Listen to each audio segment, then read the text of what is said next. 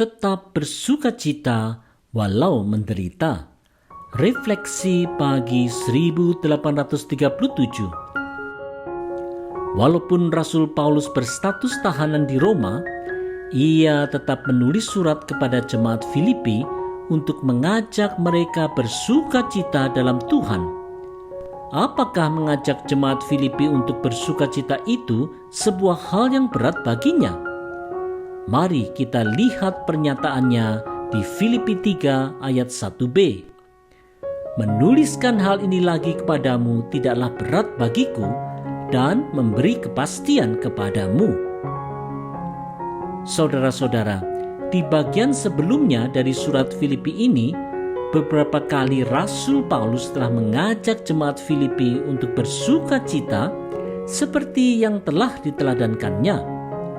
Tetap mampu bersukacita di tengah berbagai permasalahan akan memberikan kekuatan dan kepastian di dalam hidup keselamatan.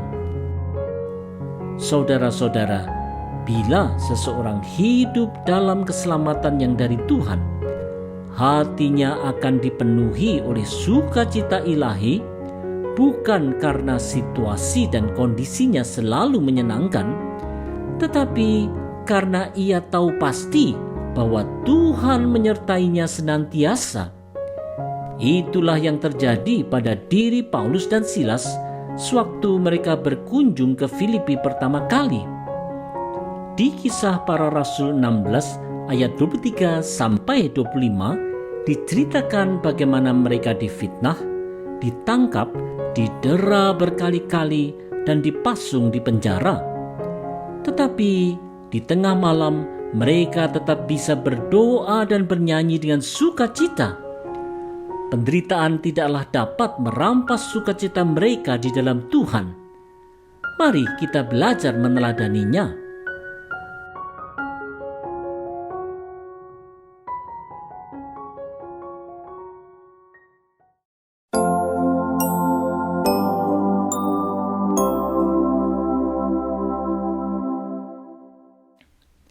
Tidak tinggi rohani. Refleksi pagi 1838. Bagaimana sikap Rasul Paulus terhadap ajaran yang mengharuskan pengikut Kristus untuk disunat? Mari lihat Filipi 3 ayat 2 sampai 4a.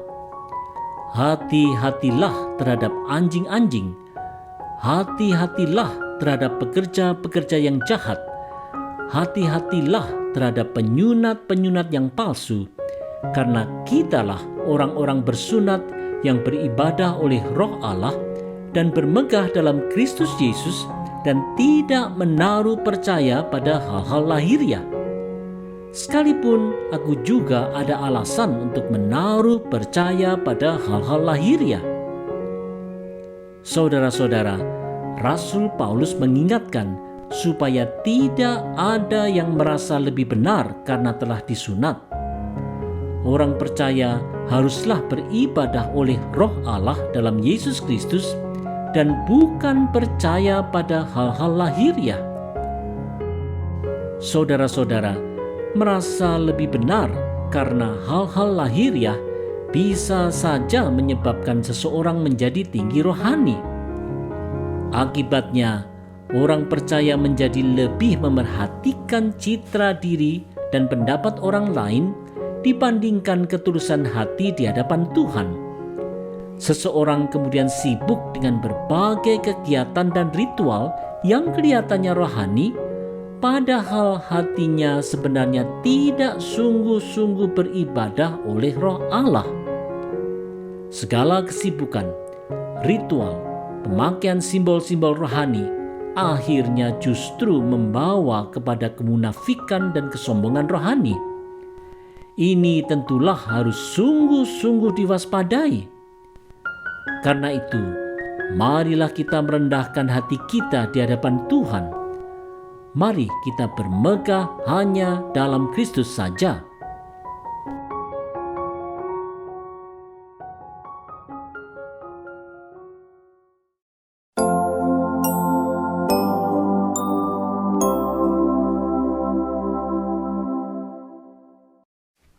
tidak bergantung pada hal-hal lahiriah. Refleksi pagi 1839. Apa tanggapan Rasul Paulus terhadap orang yang merasa lebih rohani karena hal-hal lahiriah? Mari dengarkan Filipi 3 ayat 4b sampai 6. Jika ada orang lain menyangka dapat menaruh percaya pada hal-hal lahiriah, aku lebih lagi. Disunat pada hari ke-8, dari bangsa Israel, dari suku Benyamin, orang Ibrani asli. Tentang pendirian terhadap hukum Taurat, aku orang Farisi. Tentang kegiatan aku penganiaya jemaat, tentang kebenaran dalam mentaati hukum Taurat, aku tidak bercacat. Saudara-saudara, Rasul Paulus adalah seorang Yahudi dari garis keturunan yang murni, serta seorang Farisi yang benar-benar menaati aturan Taurat. Walau ia punya alasan untuk bermegah, ia tidak mau memegahkan diri karena hal-hal lahiriah itu. Saudara-saudara, walaupun kita sudah percaya Kristus, tidaklah berarti bahwa nilai-nilai kehidupan kita secara otomatis akan berubah. Nilai-nilai lahiriah, baik itu terkait dengan soal keturunan, kedudukan, kekayaan, ataupun penampilan, justru menjadi hal yang diagungkan dan diutamakan.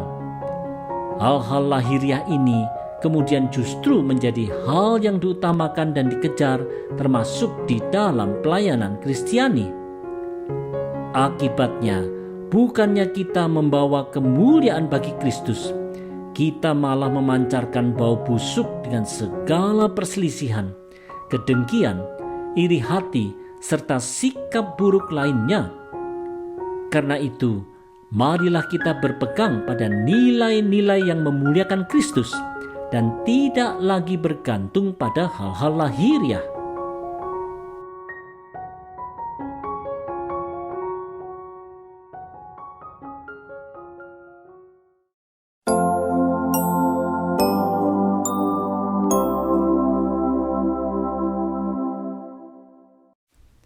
Mengejar keuntungan Kristus. Refleksi pagi 1840. Rasul Paulus tidak menaruh percaya pada hal-hal lahiriah. Apa dampak terhadap kehidupannya? Mari simak Filipi 3 ayat 7. Tetapi apa yang dahulu merupakan keuntungan bagiku, sekarang kuanggap rugi karena Kristus. Saudara-saudara, sebelum mengenal Kristus, Rasul Paulus mempunyai hal-hal yang dianggapnya sebagai keuntungan karena ia seorang Yahudi asli, ia seorang Farisi yang terpandang, dan ia seorang pembela agama Yahudi yang militan. Semua keuntungan ini menyebabkannya merasa lebih dikenan Allah dan merasa lebih benar dibandingkan orang lain. Pertobatan dalam Kristus telah mengubah secara drastis cara pandangnya. Apa yang dulu adalah keuntungan, sekarang menjadi kerugian.